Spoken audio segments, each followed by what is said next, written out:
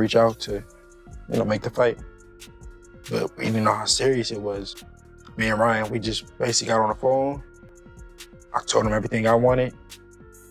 And yeah, no, I am a competitor. And when I first started out boxing, when I took it serious, and I was like, this what I'm going to do. I wanted to be. I said, I'm gonna be great in the sport. I'm gonna be the best. I'm not in here to be, just a competitor. I'm not in here to be just one of the other guys. I want to be the best. I want to be the guy. So it hasn't. Nothing has changed. So the world could just see me face it, but I'm gonna rise even higher than I was before. Now that you're taking care of business, how does you and Devin Haney end? How does that fight go? Knockout. 45 seconds. Stay sharp, baby. Bro, I'm real, bro. I'm for real. And put anybody in there in front of me, I'm gonna say the same thing. I'm gonna stop them. Put your money on it. Keyshawn Davis scored a statement TKO over Jermaine Ortiz in his junior welterweight debut, then seized the spotlight by calling out Devin Haney, instantly igniting talk of a blockbuster future clash. Question to you is, you called out Devin Haney. You talked the other day, and I told you what Mickey Bay said about Devin Haney and you fight. I talked with somebody that you might know from when you were younger, Coach Sean from Norfolk, Virginia. He told me, when it come to fighting, Keyshawn Davis is just a mean little dude. Like, you could come, you want to box and do all that. He love to fight. Now, I asked you this about Mickey when it came to Devin Haney. Now that you're taking care of business, how does you and Devin Haney end? How does that fight go? Knockout. Devin Haney answered the call out on social media with a short, clear message. Keyshawn, let's do it, showing he took the challenge seriously. Davis immediately fired back with confidence, claiming he would knock Haney out if they fought, and made it clear he's ready to step up and face elite, top-level competition. Devin said, let's do it. I know he's dealing with some legal issues. I don't know what happened. He said he had to turn himself in, but I believe he tweeted Keyshawn, let's do it. He said that? Yeah, but he tweeted something like that. Yeah. It was in my DMs. We already was talking about it, honestly, before he even hit the media. So I know it's going to happen. And you're good going straight to Devin in your first fight out, 47? Davis says he'll fight anyone, fears no big names, and believes he's the real deal, promising to stop whoever stands in front of him. He's targeting elite opponents like Devin Haney, Lewis Crocker, and Dalton Smith to prove he belongs at the highest level. Devin, you set your targets publicly on Devin Haney, #1 welterweight by ring, most estimations right now, champion. Why is that? Why Devin Haney? And you have half the amount of professional fights he has. Do you think that's something? There's enough in it for him when he's. I was 6-0 fighting people with 30+ fights, bro. I don't mean it from that. What I mean is stop it. Why is he stop it? No, I'm playing. No, I'm playing, bro. Nah, why Devin Haney, bro? Honestly, because he's a star. He's a superstar. You asked that question. I felt like that's what it was. Go ahead. Yeah, like at the end of the day, I'm ready to fight anybody. So I'm going for this. Davis took aim at Devin Haney, saying that despite moving up from 135 pounds, Haney still lacks real knockout power. He claimed Haney hasn't shown genuine punching strength at higher weights and predicted he would be able to stop him if they ever fought. I have no problem against you, bro, but we talking business right now. I will knock Devin out for sure. For sure. You don't think he's hitting a little harder at 47 than he was at 35 and 40 growing into that weight? That's a no. It looked like it. It looked like it. It to looks us, like Keyshawn. To me. Let's see how hard I hit January 31st. Do you think you're already a bright enough star that he'd be willing to take? Because, as a businessman, risk reward, you think you bring enough to the table that he'd want to take the fight? He would take the fight? Hopefully, bro. I hope he would take the fight. In terms of answering your question, a bright enough star, he's already entertaining me on Twitter and social media and stuff like that. So I guess he sees some money potential in this fight right here. But what I would like to do is I would like to become champion, because that just speaks for itself. Once I come to champion with the table, can't play. Davis says Devin Haney never respected him from their early days, believing Haney always underestimated him and didn't view him as a real threat. He claims that even as he's risen toward elite competition, Haney still failed to acknowledge his skill. Situation with you and Devin. Yeah, I never fuck with Cuz. Why? Because Cuz never fuck with me. On what tip? Bro, it was like times where like, me, I was always around Shakur as an amateur and shit. So Shakur introduced me to Floyd, Devin Haney, all that type of shit. So there's a hell of times around Devin Haney and we 24 fitness playing basketball, regular shit before niggas became celebrities type of shit, or just who we are today.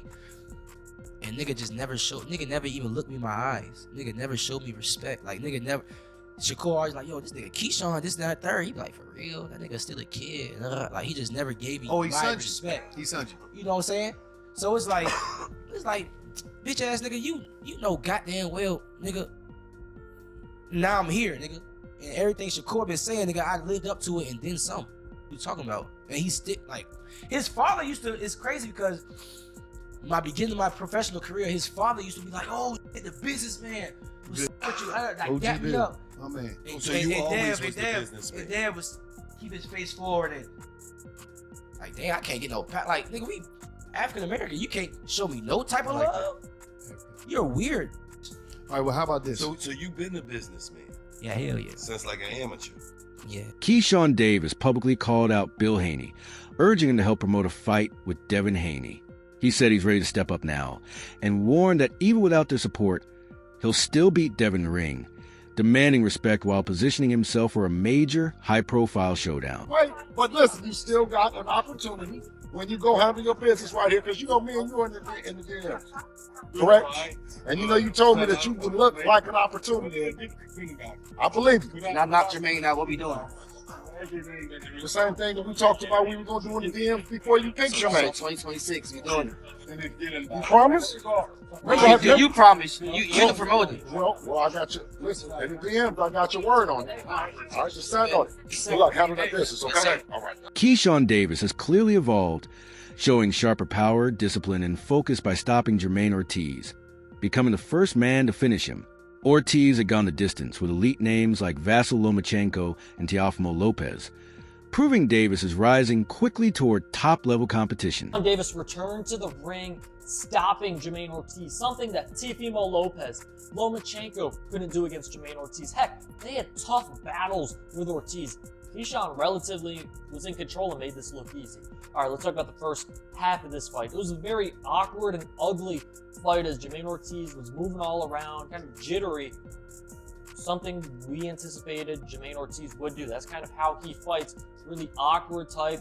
Keyshawn Davis was like, all right, cool. The jab was phenomenal for Keyshawn. Yes, the power punches through like the first half of the fight were even. The jab was way in favor of Keyshawn Davis. That's how he was able to keep Jermaine Ortiz at range. So when Ortiz tried to come in quickly, Keyshawn wasn't having any of it. Then the second half of the fight, really rounds 8 through 12, Jermaine Ortiz realized, I can't keep doing that. I'm gonna have to just stand right in front of him and kind of box and try and land some shots, because Ortiz did land some shots on Keyshawn. Nothing he stood in front of him, man. Keyshawn picked him apart. The jab, the right hand, the left hand, the hooks. I'm telling you, everything. Keyshawn Davis is back. In the 11th round, stops him with drops him with a body shot, goes to the head, nice right hand. Then you can see on the replay, he looks down, sees Ortiz is covering with his hands up here, looks at the body, sees it wide open, the left hand to the body drops him. Ortiz has to take a knee. Then in the 12th round, Ortiz has an awful left eye, swollen, basically shut. They're like, all right, last round, let's go ahead.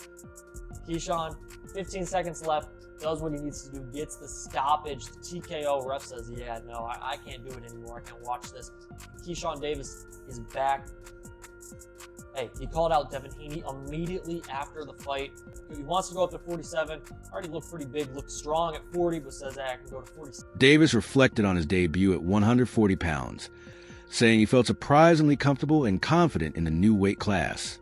He explained that his body felt stronger and more durable than expected, allowing him to take his opponent's punches without losing rhythm or composure. Throughout the fight, Davis managed his energy well, pacing himself with a smart, controlled tempo while gradually breaking down Jermaine Ortiz. As the rounds passed, he stayed patient and disciplined, keeping the goal of a stoppage in mind from early on. He never rushed to finish, choosing to apply steady pressure and let the opening come naturally. That approach paid off with a decisive 12th round stoppage that underlined his dominance.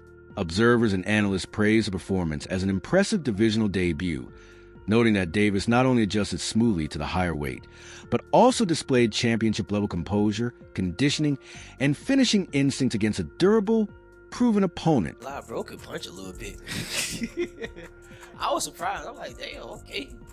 But yeah, man, I just felt like, I feel like he had a lot of respect for me in the ring. I feel like I was already getting to him in the weigh-ins and press conference. I don't know. I think I just always get to my opponents before I fight. It's just, I don't know. I don't know what it is. But I just be being myself, for real.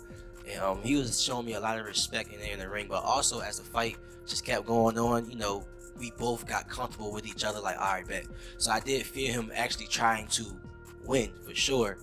But, like, after a while, as I kept punching him and as my strength and energy was not going down, he was just in there. So then after like 6th round, I'm like, all right, I got 6 more rounds to go. I'm really about to try to stop you now. You know what I'm saying? Even in the 12th round, I'm like, I'm about to stop you. Like it never left my head. Like, I'm about to stop you. Like, every round, I'm about to stop you. I don't know when it's going to happen, but it's going to happen. Keyshawn Davis opened up about the emotional road leading into the fight, detailing the ups and downs and personal battles he faced since his previous bout. He admitted there were nights he questioned whether he even wanted to continue boxing, revealing the heavy mental and emotional toll the journey took. Despite those doubts, Davis kept a promise to his supporters by delivering a knockout in his 140-pound debut against Jermaine Ortiz. Fighting in front of 20,000 fans, he said the moment gave him a renewed sense of purpose and gratitude. Davis described the victory as a dream realized and a turning point in his career, showing how perseverance, faith, and determination can transform setbacks into defining achievements, and signaling that his momentum is now moving firmly in the right direction.